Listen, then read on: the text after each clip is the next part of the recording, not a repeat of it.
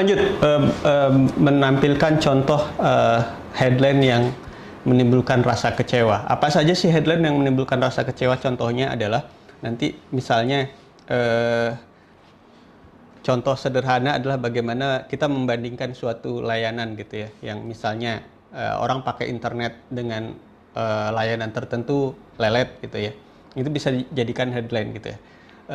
Kecewa dengan layanan internet yang lambat, pindah ke layanan kami misalnya gitu. Atau juga misalnya orang pakai sesuatu yang boros gitu ya, misalnya motormu boros, ganti dengan motor kami, misalnya seperti itu. Kan kita bisa ngelihat tuh ada headline sebuah produksi motor yang tagline-nya hemat gitu ya. Jadi orang tahu kalau pakai motor itu hemat, misalnya gitu. Kemudian misalnya ada 16 cara gitu ya, judulnya nih, hemat mengatasi kerusakan mobil gitu misalnya gitu. Kemudian ini kan orang udah kecewa tuh mobilnya rusak gitu, tapi kita tawarin caranya. Nah kemudian ada lagi kecewa itu misalnya selalu gagal diet. Nah orang nih bagi yang diet, ini kan hal-hal diet nih, kita contohnya jualan produk diet gitu ya.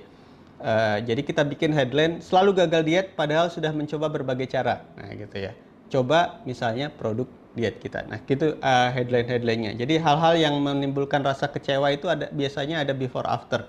Nah before after ini sebuah teknik bagaimana orang membuat konten yang sangat luar biasa. Makanya kalau kita lihat di banyak iklan itu ada selalu before after gitu ya. Dari miskin kaya, dari gemuk ke langsing gitu ya, dari kusem ke jadi kinclong, glowing dan lain-lain. Before after ini sangat mengaduk-aduk emosi manusia. Kemudian ada emosi lagi yang membuat rasa kecewa adalah apa namanya? Emosi yang menggambarkan duka dan putus harapan. Duka itu apa sih? Contoh misalnya kayak kemarin momen orang nggak bisa mudik gitu ya. Jadi bagaimana produk-produk tertentu itu bisa tetap terkoneksi dengan orang di rumah. Misalnya akhirnya jualan video call gitu ya, berhubungan dengan kuota dan lain-lain. Kemudian orang yang putus harapan misalnya karena pandemi banyak yang di PHK. Kemudian kita bikin konten misalnya, dipecat dari kantor, jangan khawatir, gitu ya. Kita tentang konten nih, bagaimana memberikan solusi orang-orang yang udah di PHK.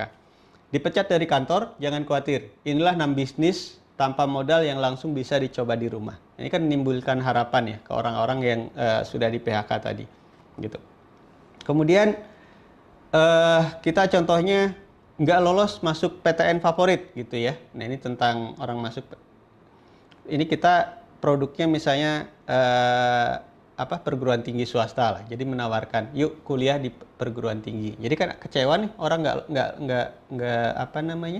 nggak lolos gitu ya tes kuliah tersebut di perguruan favoritnya, tapi kita tawarkan hal-hal seperti itu. Jadi membuat orang tidak kecewa. Kemudian ada rasa bosan gitu ya, yang kayak tadi ada rasa bosan, ada mood yang jelek gitu ya. Ini tagline-nya banyak banget sih di produk-produk yang selalu muncul berulang-ulang. Biasanya di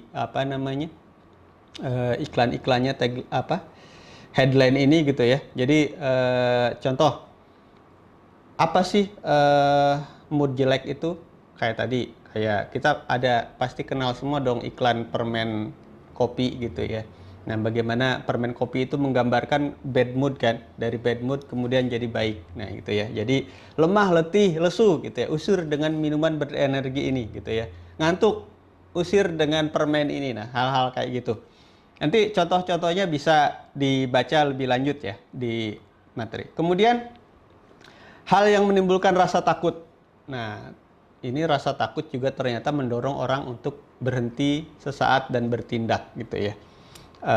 Contoh hal sederhana adalah, pernah nggak sih kita ngalamin gitu ya, kita terpapar iklan di Instagram misalnya, anggap saja contoh, produk itu sedang kita cari karena ada diskon. Nah, kemudian kita beli, padahal setelah kita lihat ternyata di marketplace harganya lebih murah gitu ya. Oke, nanti kita bahas selanjutnya materi tentang contoh-contoh headline ini pada sesi berikutnya.